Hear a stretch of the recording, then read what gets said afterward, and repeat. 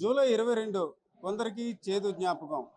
వెళ్ళిన వారు ఏమయ్యారో తెలియదు. ఒక రకంగా వాళ్ళకి స్మృతిగా కొన్ని కార్యక్రమాలు జరుగుతున్నప్పుడు కూడా వారు సజీవంగా ఉన్నారా? లేకపోతే సజీవ సమాధి అయ్యారా?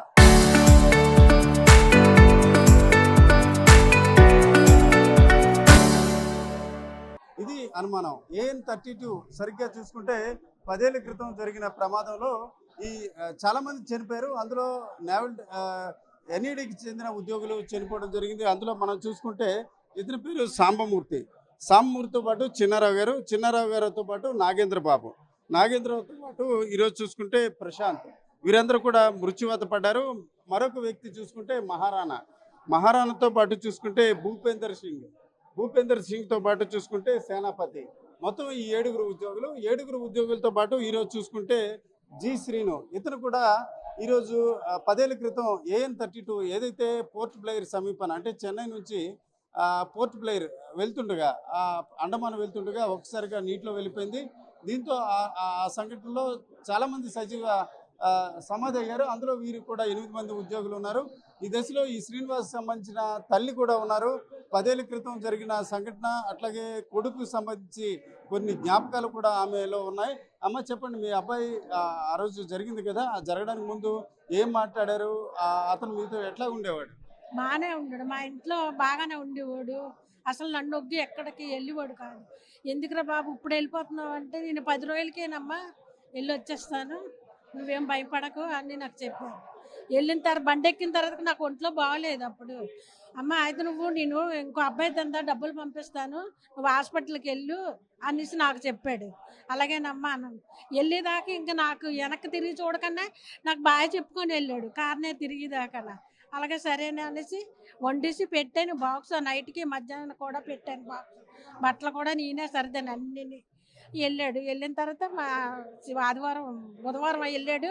నెక్స్ట్ వారం పోయింది. శుక్రవారం నాడు తెల్లవారు ఇంక నెక్స్ట్ వారం నైట్కి అమ్మ ఇంక నీకు ఫోన్ అది అవ్వదు, ఇదే ఫోన్ మాట్లాడడం, నేను మళ్ళీ అక్కడ దిగిపోయి ఆఫీస్కి వెళ్ళి ఆఫీస్ ఫోన్ నుంచి నేను చేస్తాను, నా ఫోన్ కూడా అవ్వదు, మీరు ఇంక నా కోసం మీరు టెన్షన్ పెట్టుకోవద్దు, నేను చేసేదాకా మీరు మాట్లాడొద్దు, నేనే చేస్తాను అని చెప్పాడు. నువ్వేం తిన్నారా బాబు అంటే 2 చపాతీ 2 గుడ్లు ఇచ్చారు, అవి తిన్నాను. ఫుల్గా వర్షం వచ్చేస్తుంది, తెల్లవారి ఫ్లైట్ ఎక్కిన తర్వాత దిగిన తర్వాత 11 గంటలకి చేస్తానని చెప్పాడు. ఇంకా అదే లాస్ట్ ఫైనల్ మాట్లాడడం. మరి ఇప్పటికీ ఇంకా తిరిగి వస్తాడేమో అని మేము అనుకుంటున్నాం, కానీ ఏమయ్యారనేది తెలీదు. ఉన్నారు అనుకుంటున్నాం, ఇంకా ఎక్కడో ఉన్నారు, వస్తారు ఏటో అన్న జ్ఞాపకాలు అలాగ ఉంటున్నాయి. అంటే వాళ్ళు మిగతా ఏమీ మాకు తెలియలేదు. వాళ్ళు వెళ్ళినవి ఏమయ్యారనేది మాకు తెలియలేదు అనమాట. వస్తారే ఉన్నారు అనుకుంటున్నాం. అది ఇంకా ఉదయం ఎన్ని గంటలకు అమ్మ మాట్లాడారు? ఉదయం మాట్లాడలేదు, నైటే లక్షవారం నైటే మాట్లాడారు. 10 గంటలకు మాట్లాడారు. లక్షవారం 10 గంటలకి. ఇంక తెల్లవారు శుక్రవారం ఫ్లైట్ ఎక్కేసి వెళ్ళిపోతాము, 11 గంటలకు ఆఫీస్కి వెళ్ళి నేను ఫోన్ చేస్తాను, నా ఫోన్ కూడా పనిచేయదు అనేసి అన్నాడు అనమాట. ఇక చేస్తాడేమో అని మేము ఎదురు చూస్తున్నాం. దిగేసి ఆఫీసు 11 గంటలకు వెళ్ళిపోయి చేస్తాడు అని మేము ఎదురు చూస్తున్నాం, కానీ మాకు ఇంకా ఫోన్ చెయ్యట్లేదు. మాకు అసలు తెలియదు. డ్యూటీ వాళ్ళు ఆఫీస్ వాళ్ళు అందరూ సాయంకాలం 3:30 అంత అయిపోయింది. 3 అందరూ అప్పుడు మా ఇంటికి వచ్చారనమాట. పెద్ద వర్షం వస్తుండగా వీళ్ళందరూ వచ్చారు. ఎందుకు వీళ్ళందరూ వస్తున్నారు, ఏమయ్యారో ఏటయిందో, మీ అందరూ వస్తున్నారు, మా అబ్బాయి ఏడని నేను గట్టిగా అరిస్తాను అనమాట. ఏడకమ్మా ఏం అవ్వలేదు అనేసి మెల్లు కూర్చోబెట్టి అప్పుడు చెప్పారు, ఇలాగ అయింది, టీవీ ఆన్ చెయ్యు, టీవీలో వస్తున్నారు అని చెప్పారు. అప్పుడు టీవీ ఆన్ చేస్తే ఇలాగని జరిగింది అన్నమాట. తెల్లవారే వస్తుందంట, నువ్వు 8:30కి ఎంతకో టీవీ నైన్లోను. ఇంకా అప్పటికి మా కోళ్ళు పాపకి 2వ సంవత్సరం, పెద్ద పాపకి, చిన్న పాప 3వ నెల కడుపులో ఉందన్నమాట. అలాగెళ్ళాడు అనమాట.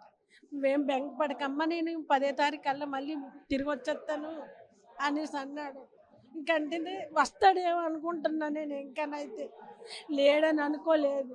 ప్రతి సంవత్సరము శ్రమ తప్పకుండా డ్యూటీ వాళ్ళందరూ కార్మికులందరూ వాళ్ళ కోసం చేస్తున్నారు పాటలు పాడి, కానీ ఇంకా వస్తాడు, ఎక్కడో ఉన్నాడు, ఏమైపోలేదని నాకు నా యాదేదని అలాగ ఉందన్నమాట. సూర్యుడమ్మ. ఇది ఒక తల్లి ఆవేదన మనం చూడవచ్చు. AN-32 ఏదైతే పోర్ట్ బ్లెయిర్ సమీపన అది జల సమాధి అయింది. 10 ఏళ్ల క్రితం ఆయన ఆఖరి కాలం అంటే జూలై 21వ తేదీ రాత్రి ఈ సూర్యమ్మ గారితో మాట్లాడారు. ఇది ఒక రకంగా పోర్ట్ బ్లెయిర్‌కి వెళ్ళిన తర్వాత తిరిగి మాట్లాడతాను. అక్కడ వరకు కూడా ఫోన్ పనిచేయదని చెప్పారు. అయితే ఒక రకంగా విధి విచిత్రం కావచ్చు. అదే అతని ఆఖరి కాలం. అయితే 10 ఏళ్ల క్రితం జరిగిన నేపథ్యాన ఇప్పుడు కూడా తన కొడుకు తిరిగి వస్తాడు, సజీవంగా ఉంటాడని ఆ తల్లి చాలా వరకు ఆవేదనగా ఎదురు చూస్తున్న పరిస్థితి. ఏదేమైనప్పటికీ AN-32 ప్రమాదం జరిగి 10 ఏళ్లయింది. 10 ఏళ్లైన ఆ ఘటనలో చూసుకుంటే చాలామంది నేవీ ఉద్యోగులు అదృశ్యమయ్యారు. అయితే ఇక్కడ NADకి చెందిన ఉద్యోగులు 8 మందికి మాత్రం ఆ రోజు జలసమాధి అయినట్టు కూడా ఈరోజు భావిస్తున్నారు. అయినప్పుడు కూడా ఆ చేదు జ్ఞాపకం కూడా మరికొందరికి ఉపయోగపడాలనే ఉద్దేశంతో ఈరోజు ఉద్యోగులందరూ కూడా రక్తదానం చేసిన పరిస్థితి. అయితే ఒక తల్లి ప్రేమ మనం వినవచ్చు. ఆ తల్లి ఇంకా ఆ ప్రమాదం జరిగి 10 ఏళ్ళు అయినప్పుడు కూడా తన కొడుకు తిరిగి వస్తాడని ఎంతో ఆశగా ఎదురు చూస్తున్న పరిస్థితి ఆమె మాటల్లో మనకు వ్యక్తం అవుతుంది. కెమెరా పర్సన్ తిరుపతితో రామచంద్ర, RTV, విమాన్ నగర్ నుంచి.